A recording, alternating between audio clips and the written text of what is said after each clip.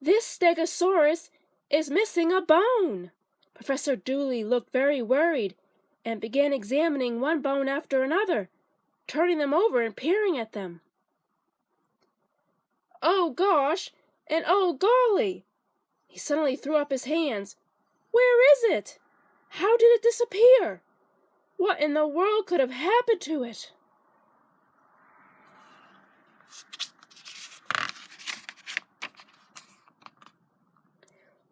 Well, what did it look like?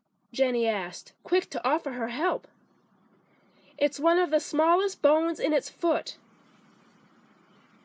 But it's very important. A Stegosaurus weighed more than 2 tons, and the missing bone is one that helped make the dinosaur springy and step lively. Then he chuckled. But he really was flustered and grew more upset by the minute. Who in the world would want to steal the bone? And what would they want with it?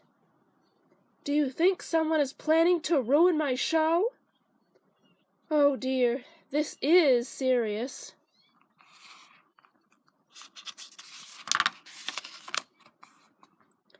Rummaging through a pile of slides, Professor Dooley looked for a picture of a gray bone with the number 279 painted on it. Tell us more about this Stegosaurus, Jim said. Maybe it will give us a clue. Well, the professor began, its name means roof lizard, because it has a face like a lizard and has fins on its back that point up like a roof. But the professor could not stop talking about the bone. You know, my friends, lots of dinosaur bones on exhibit are really plaster casts of the missing bones. This one is the most nearly complete dinosaur ever, and the missing bone is the real thing. This is the greatest find we've had here at the museum, he cried. Who would want to steal one of its bones? Who?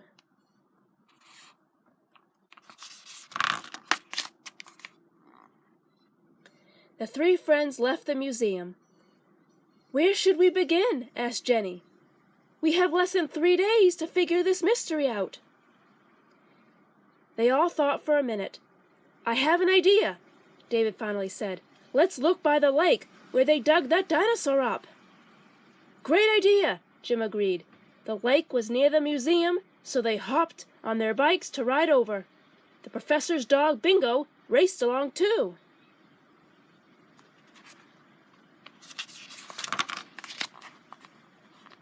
At the lake, they looked and looked around, but they found no clues and no bone. Suddenly, Jim slipped down a hill. He yelled, Hey, a trap door!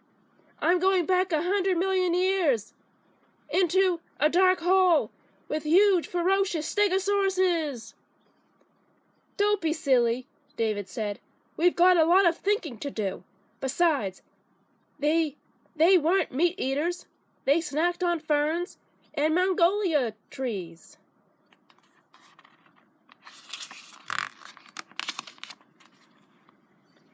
That night, Jenny and Jim went to David's house to make plans.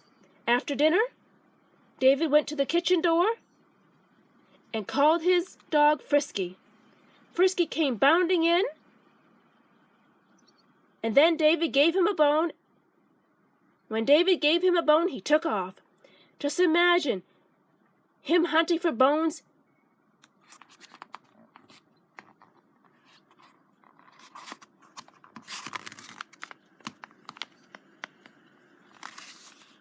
in a jungle, David said. Janine giggled, but Jim was thinking too hard to notice.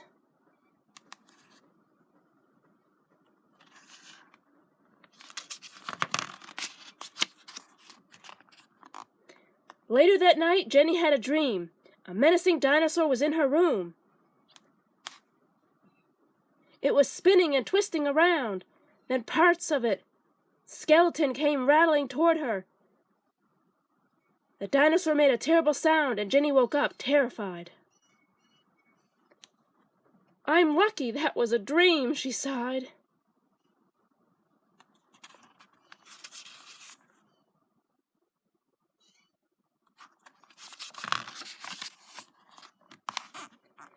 The next afternoon, Jenny, Jim, and David met in one of the storage rooms in the museum basement. David had a plan. When the museum was about to close, they hid inside a small closet where boxes and packages were kept. Later, they slipped out of their hiding places, and David led the way to the dinosaur hall.